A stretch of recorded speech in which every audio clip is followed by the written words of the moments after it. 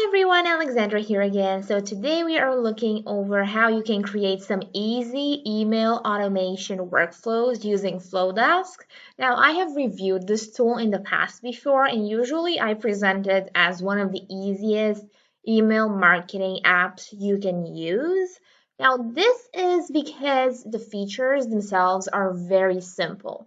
So you can literally just get started with using the tool and sending emails, workflows, whatever, straight away.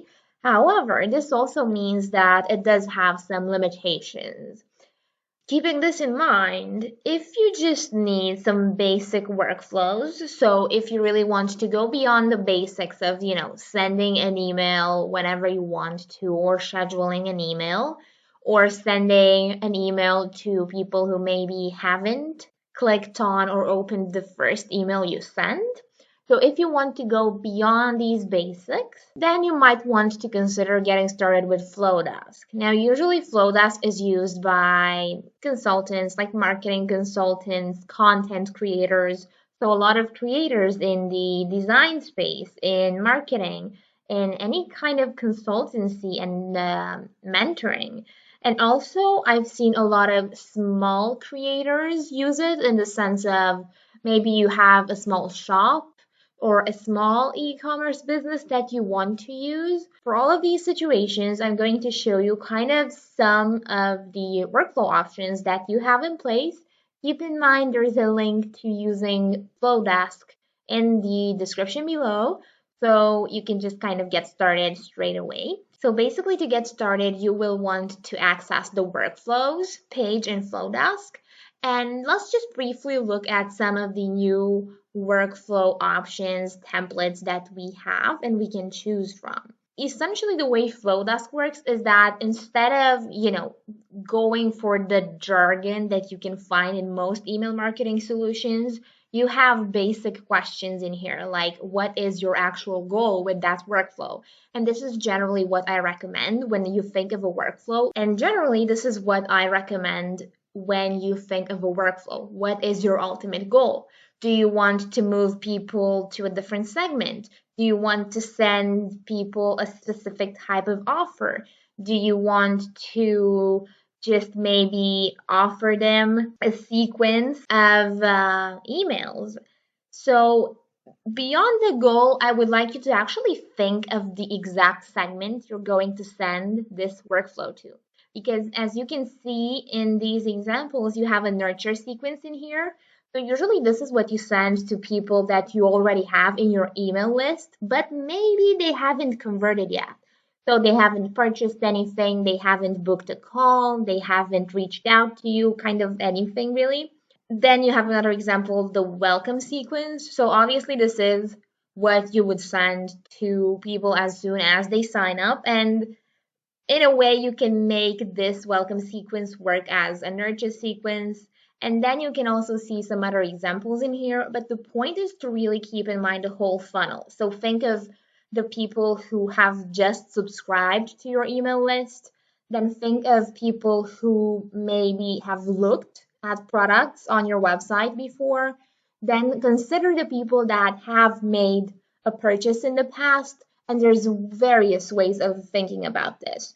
There's people who have maybe made only one purchase and you want to have them buy on a regular basis or just upsell something to them. And then there's the people that make a purchase on a regular basis, but maybe they buy either small products, the cheaper stuff, or maybe if you sell something on a subscription basis, maybe they go for the lower end plan instead of the higher priced ones, or maybe they have just kind of subscribed to your email list because they regularly attend your webinars, listen to your podcast, read your blog, and they're only interested in your content. So in that case, you need a nurture sequence or a sequence to actually get them, to make a purchase ultimately. So what you're going to do to begin with is choose one of the sequences in here. So for instance, a lead magnet delivery, this is like super common. And the fun fact, you can completely like preview the emails in here. Just click on customize, So simply put, I would recommend zooming in a bit in case you want to like super clearly visualize this. The way a workflow works is you have a trigger. So a trigger is the main first step, like a prerequisite. So what happens in order for the next emails to be sent? So in Flodesk, there is only one trigger at this point, so that is when a subscriber is added to a segment. But you can work with this feature quite a lot, and that is by creating diverse segments. So for instance, on one end, you can be segmenting your audience. So for example, like I have in this example, I have a newsletter for women, a newsletter for men's clothes. Then I have maybe an example of a segment where all of the leads came via the website, then a segment where all leads come via PPC campaigns, so via ads. But you can also create separate segments. For instance, a segment for all of the people that attended a specific webinar, or a segment for all people who have clicked on a specific offer in the past or on a specific email. It's really up to you. So you can kind of work with just segments to get the level of detail you need. And then you will start working on the actual steps. So you can see here you have a plus sign, and basically you can think of everything. So the most basic option is to just send an email. So for example, like the email in this case, where you can go and edit it.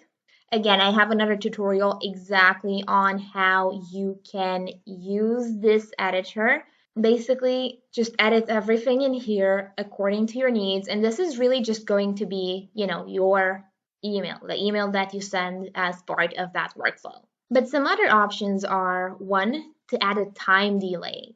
So and honestly, it's not just me, something I recommend with whatever email marketing solution you work with is to keep in touch with their customer support, because sometimes they have amazing tips. So I got this tip from another email marketing solution I used, and it was called Drip. And Drip, by the way, is better if you want a solution for e-commerce, like medium to large websites essentially, because it also helps you send SMS messages, for instance. And basically, the tip I got from their team was to add a time delay always after this trigger, especially when it was related to a segment. So the way in which this works is that you want to wait a bit after somebody enters a segment just to make sure that everything is correct, especially because some other tools are a bit more complex. So maybe somebody enters a segment, but then they don't fulfill certain types of criteria, so they are taken out of that segment. So you want in here a delay.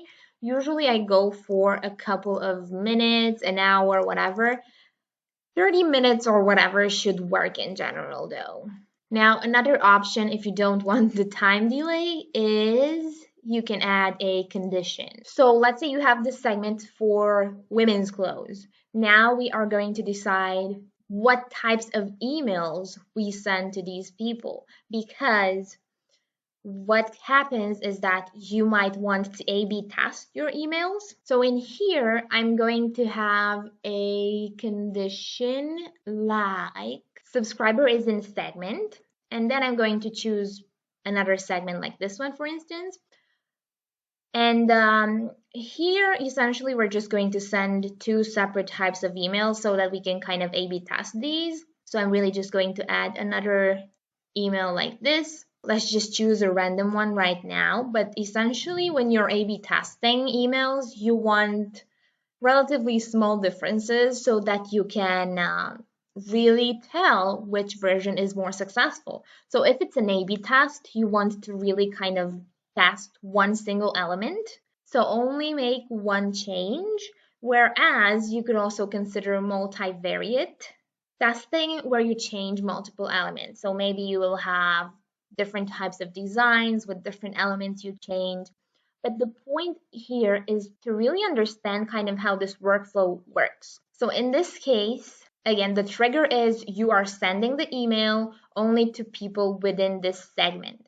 However, if these people are part of a separate segment, so in our case, if people in this segment, in the first segment, are also leads, if you will, that we acquired via the PPC campaign segment, so via ads, we might want to send them maybe a separate type of email. So this is like one way of really kind of customizing emails. The most correct way of doing A/B testing is to have, if you have 1,000 people in your email list, you want to send one version to 500 people and the other version to the rest of your email list, essentially. So it's like a 50-50 breakdown, essentially. The only problem with Flodesk is that you don't have, a lot of options essentially to work with. But this is good if, for instance, you have a segment with people who have unsubscribed from just your newsletter or just your promotional materials. So in this case, you could have a segment like unsubscribed from promotional content. And if they are part of that unsubscribed segment, you can just send them educational stuff like an ebook. Since this is a lead magnet delivery, it can also be a podcast episode, a webinar invite, whatever. Whereas if they haven't unsubscribed from your promotional content, you can continue to send them, offers and all that essentially. So there's a couple of conditions to work with. Here, you can also use this segment. You can also use the segmentation criteria to only send an email to people who have, let's say, opened a specific past email. And if they haven't opened a previous workflow, for instance, you can just send them another email, or you can decide to simply not send them anything. So you will add an action in here, and the action can be something like removing subscribers from the segment, or it can just be simply nothing, essentially.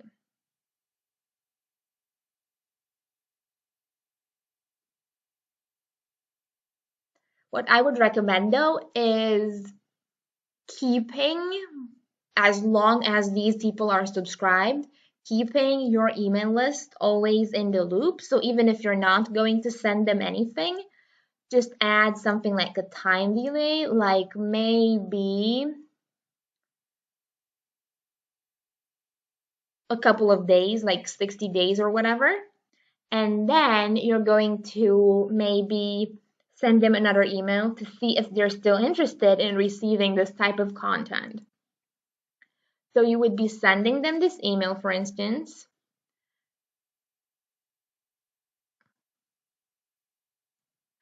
Usually this email should be something super simple, like, are you still interested in receiving our content? And since Flodesk doesn't have a lot of options for customizing links, you can just have them reply to your email so that you know that you need to keep them in the loop. And for the rest of the people, basically just add yourself a time delay of, let's say, 10 days. After these 10 days, you're going to check the replies, and for the rest of the people, you can automatically take them out of whatever segment, essentially, and maybe even unsubscribe them. So let's just briefly go back to our templates.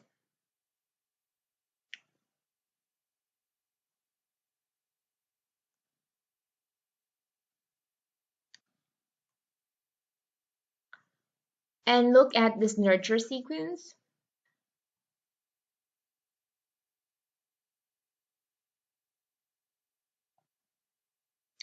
Because this is an example where you will see you have your trigger. Again, this can be mostly just a segment. Then you have your first email, if you will. So it can be a new webinar, a new ebook, whatever, and you have a time delay.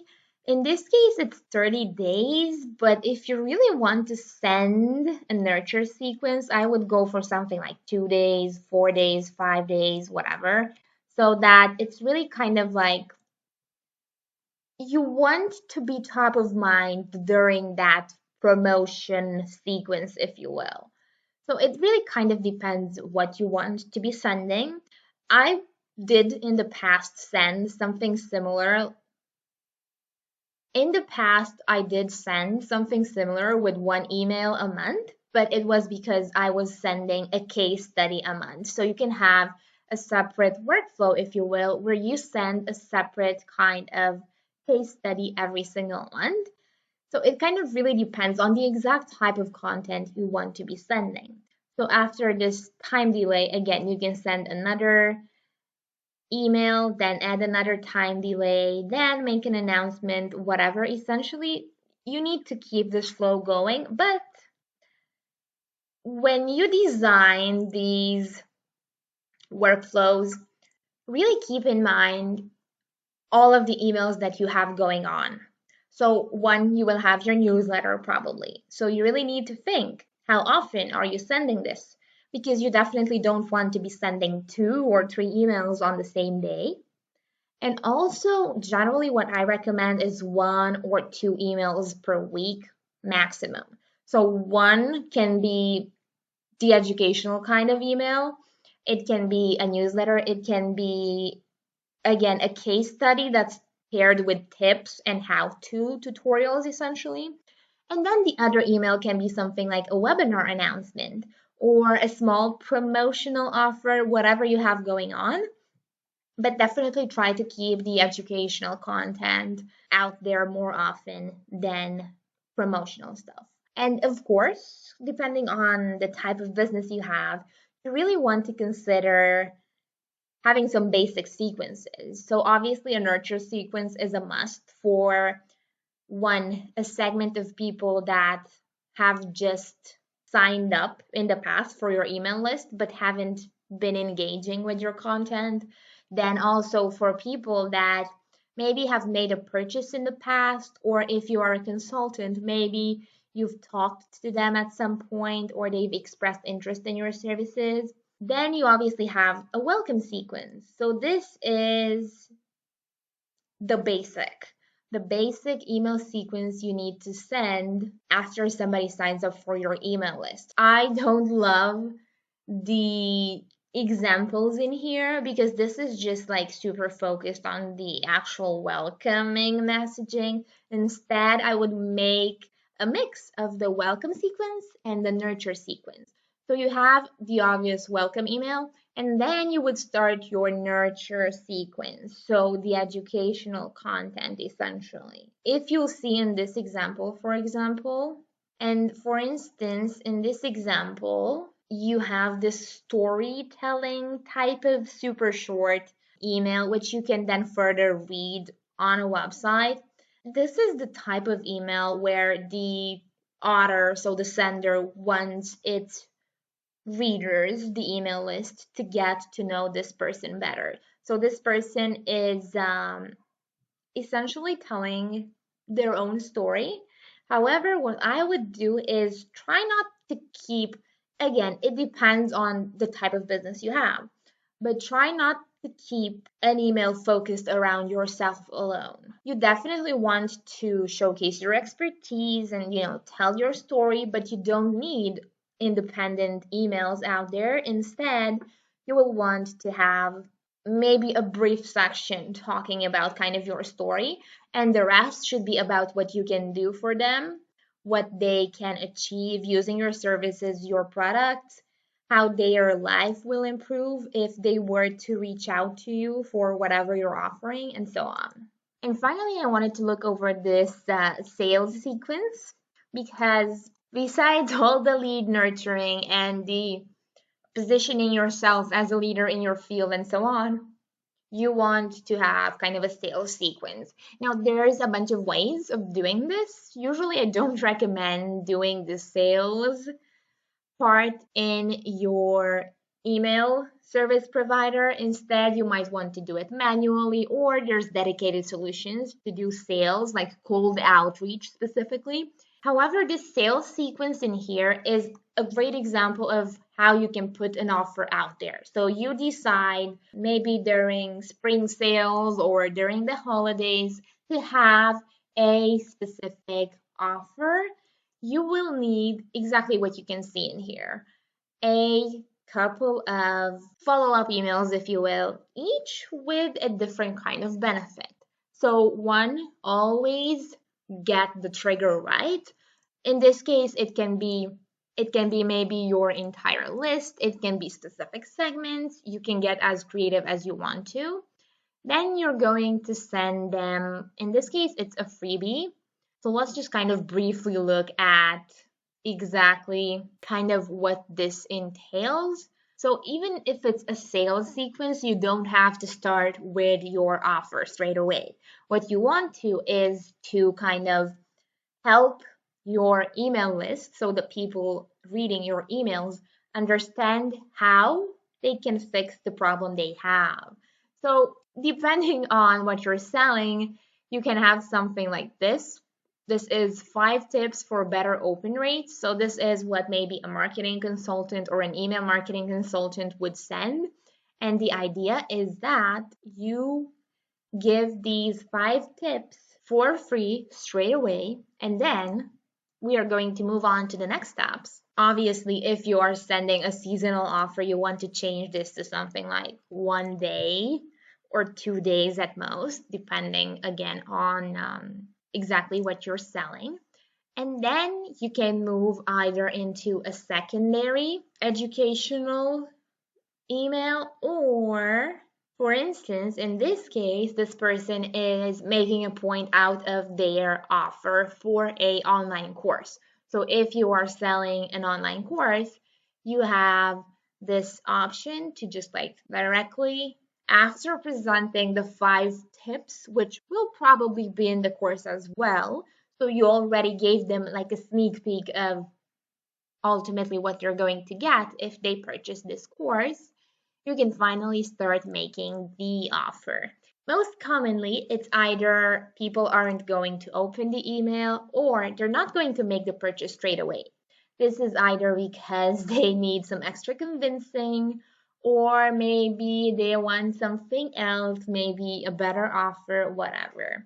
The next email can be something like a quiz, a quick email, if you will, where you can kind of get to talk to these people. You can ask them something. You can actually create like an interactive quiz or any type of interactive content and send that to them. So it doesn't have to be like yet another offer. Then again, I'm going to add 1 more day as a delay, or maybe you want to add 2 days, depending on when you want to start sending that email, so that you're not sending during a bank holiday or whatever. And then something to keep in mind is that there is a lot of ways of doing these offers. You can have a special offer on Friday, and maybe they can only get it on Friday. So you would be teasing that offer every single day on Monday, Tuesday, Wednesday, and Thursday, and then they can finally get the offer on Friday. Or maybe you just want to send an email every second day, every other day, and make that offer available at any point. But in any case, right before the offer ends, so 1 day before or even a couple of hours before, you want to send this final reminder for the sales, the offer, whatever you have going on. Keep in mind these workflows can be endless. So for instance, after this, you can have a separate action. So you can create a new segment. You can also add a time delay. So for example, 5 days, and this will give people enough time to click on your previous email to interact with your website, make a purchase, book a call, buy a course, whatever. And then after this delay, you can have a condition. So maybe you want to move people that have shown interest in your offer into a specific separate segment. You're going to just add kind of the link in here. So the link is the one to your special offer.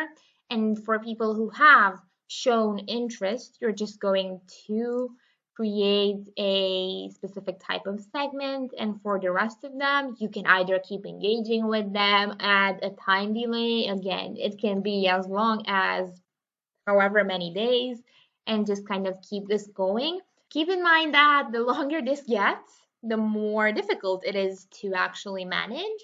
So, in a lot of the cases, you want to create separate workflows. So, when this is over, you want to maybe create a separate re engagement workflow for people that have not shown interest in your offer. To be fair, I wouldn't necessarily do this. It depends on your type of business because in most situations, if they don't show interest in all of this, there's really few chances that they will be interested in a future offer soon.